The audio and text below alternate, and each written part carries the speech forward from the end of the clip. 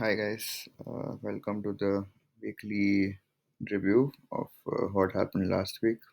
So finally, looks like apna time aa gaya. And I've been warning everyone that we could see a sharp correction from here on. Sharp. Finally, seems like the time has come. So let us go through what happened this week and let us see which sector-wise who are the weakest and who are the strongest candidates going forward. First one definitely has to be FMCG, which has given a double top sell on the weekly. On the daily, it is a triple top sell, as you can see. So now, after this, I think everyone must be knowing what the definition of a bearish engulfing is after an uptrend. What does it mean for the bulls or the bears? That means that a top is in place in this sector at least.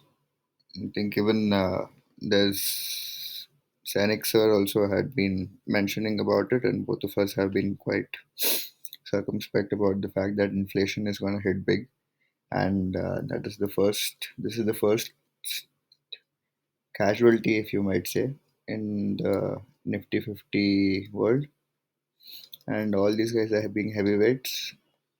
HUL, ITC, Dabur, all these guys have contributed to the fall in Nifty, which you saw last week, right?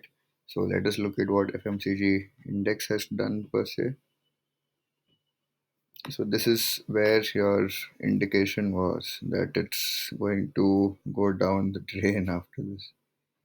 So this was a double top. So this is what happens. So it comes down again, goes back up, and then it gives you a higher high.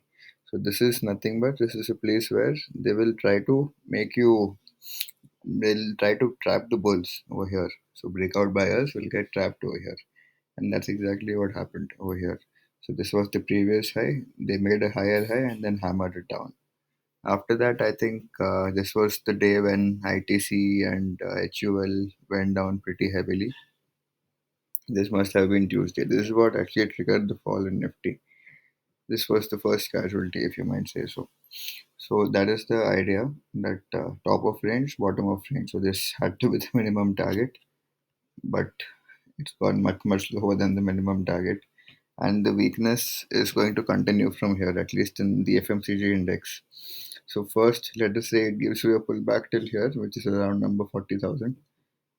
You can, it's an opportunity to short and not to go long. So everyone who says buy the dip from here in these kind of counters, no, it's not the right thing to do. If you do it over here, then I'm sure you're going to regret it later, right? So this is about the FMCG index, and I'll just go back to the weekly candle ones. Let's see what is happening over there. So this is the trend line which has been being obeyed all this while from 2020 lows still here. So it's almost at the verge of breaking it down. So let us say we get a close below this, then there's going to be a windfall kind of a fall from here. It's going to be a waterfall. So this is about FMCG. Now next, let's go to Nifty IT. This is the other one which I've been quite bearish on since the last because it had been too overextended and now it has given us a confirmation. Confirmation in terms of it is a double top right now. So this was the top, it gave you a pullback and then 2 weeks consolidation, went back again, could not sustain. Then it's again come down. So even over here, you should look for positional shorting opportunities whenever you see a pullback. It's meant to be short. I think I had posted this chart as well, this megaphone. This did happen in the Nifty also. I had posted a comparison between the two. I shall put a link for that tweet on the description box. You can check it out. Yeah, so Nifty IT is one more which has become quite bearish. So now the next support is over here. If this breaks down next week, then you'll see a waterfall effect over here in the IT index. So this is just the beginning for the bears. And please do not buy the dip. You will regret it later, I will assure you. Because it is 18 months of bullishness and it's just not even a week, maybe 2 weeks of what the bears have just begun. So do not buy the dip listening to all the Twitter gurus. You're gonna regret it very bad. Okay, so this is the CNX IT index which we saw. Among these, I think the heavyweights have given way very badly. Just look at TCS. See, just look at this. This was the earnings wala gap down, and then it has never looked back after that. So if you look at the higher time frame, right? Look at this. This is 2018. So from there, there had been a trend line which has been following through. So now, if it starts breaking down from here, minimum it is gonna come down till here, right? That is minimum. I'm not even talking about what could happen after that. So this could be the first target which you can think of in TCS. Same goes for Infi also. Infi also has broken down quite heavily. So on the weekly, this is still again just the beginning of how things could go wrong for Infi from here on. So all the IT stocks seem to be positional sells from here. So do not try to go short, go long on these. Even over here, it's the same kind of a picture. So let us see what the trend line says from the bottom. So I am a only pure price action trader. I do not look at any indicators. Just one moving average and nothing else. That gives you the most clearest picture possible. So this is what is happening in in Fee. There's quite a steep trend line, right? I think the angle itself is very steep from here. So now let us say you think it's gonna test this for sure. This will be a decision point as to what could happen further. But yeah, more or less even this also has become bearish. So this is what you can call it is as a gravestone doji kind of a setup it is. So this could go down much lower. Again, the same thing what I just showed you. This was a higher high, false breakout, and then it was a trap. So this was the breakout. They tried to push it above. They could not sustain because of obvious reasons. Selling pressure was too strong. So as soon as you see this kind of a candle, this is a bearish engulfing again, right? After this, it has eaten the previous candle. So after that, you can just see what's happened after that. Gone. So after this engulfing, you can just think what's going to happen. So this is what has happened among a lot of sectoral indices and a lot of this is what price action tells you, right? After that, any pullback is supposed to be a sell. So let us say you have the balls to short it over here, then you would have gotten 1820. So 1820 and 1720. That's a good $100 on NFI, right? It's a big move. And this is just the beginning. So let us say you get a pullback, it's again a short. So right now there is a congestion zone. So here you won't get a clean move. So clean moves are possible when there is no congestion in between. So over here there was no congestion at all. सीधा गया यहाँ पे बीच में now you can see some congestion. So now it will not go down as smoothly as it did over here. It could come back over here, maybe take a pause and then go down again. But every pullback happens to be a shorting opportunity. So now next, let us come to the metal index. As I've been mentioning, if you've been following me on Twitter, that every fall in the indices is first done by the metal counters, right? So this was again the same thing that has happened as I've been mentioning. So this was the trend line from 2018, gone up, false breakout, and gone. So this is the common pattern you've been seeing in a lot of counters, and this is going to happen going forward also.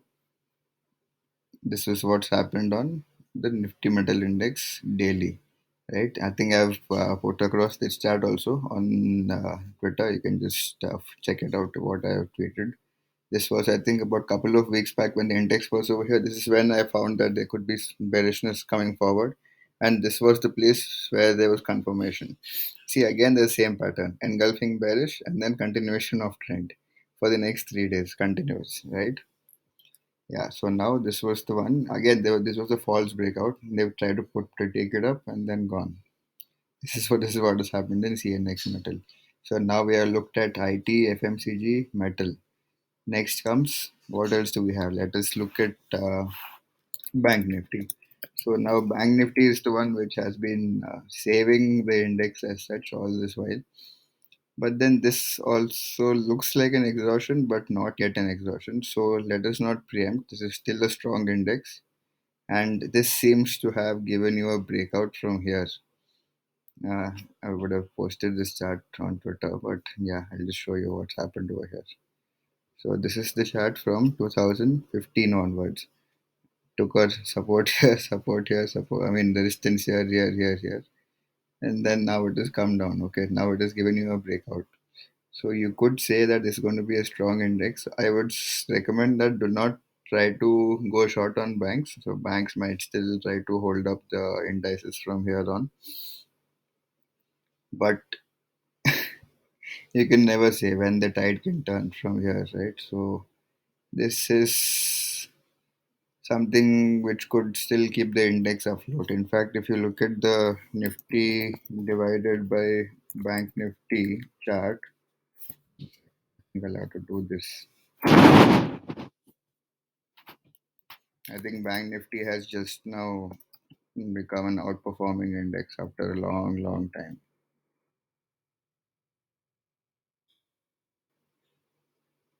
Actually, it should be the other way around.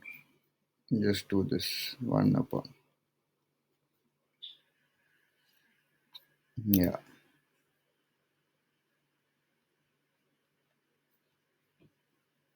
So this is what has happened. So after a long, long time, so this was where it had taken support last time, and now it has again taken support at the same level. So you can just draw. Oh, so this is what is happening in this, right? So now, let us say this might continue for a couple more weeks. So don't look at banking stocks to short. Even among the banks, there is one stock which looks rather weak. That is this IndusInd. So this one is kind of weakish. The rest, all of them look okay. Kotak Bank is the most bullish among all. So this is, oh, I mean, not entirely bearish as such and not entirely bullish also. So banking, I would rather say no comments. Then, so basically we have FMCG as short, metal index. Oh, one more sector I forgot. So that is Nifty Auto. Yeah, so this one has come to your 2018 highs, right? 2018. So this is when your Nifty Auto Index had peaked out. So now there has been a very sharp rally from here, and then it has given you a double top kind of a setup on the weekly on higher time frame, right?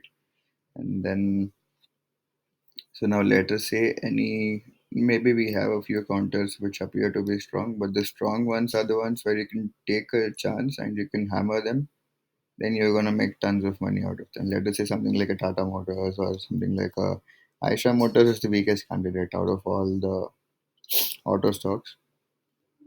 From here, yes, there is a good chance that you could see a good pullback in the auto stocks as well because fundamentally speaking, the concerns of inflation that are poking the FMCG guys will also hit the auto guys once, right?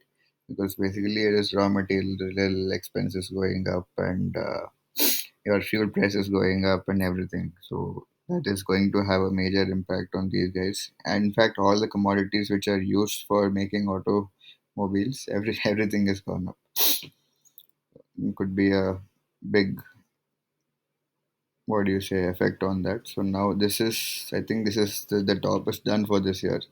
Because as always, I tell you, anything cannot break out of a strong 3 year distance at one shot. It should retrace some point and then go back. That is the only way it can break out. Otherwise, things can't break out so easily, right?